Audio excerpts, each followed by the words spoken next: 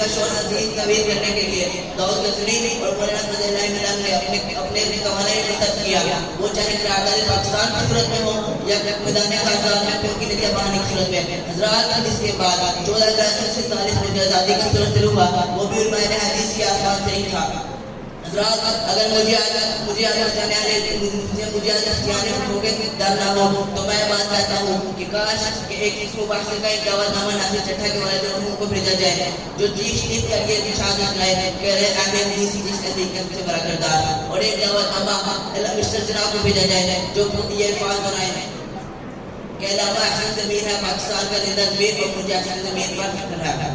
कुछ कमरियों को याद है कुछ बुलबुलों का हिफ्ज़, कुछ कमरियों को याद है कुछ बुलबुलों का हिफ्ज़। आज मैं डेकोरेटिव में पेश कर सकता हूं शबीर भाई अब्दुल्ला मुनीर भाई आते हैं तिलावत के लिए। इनका मौजू के लिए इनका मौजू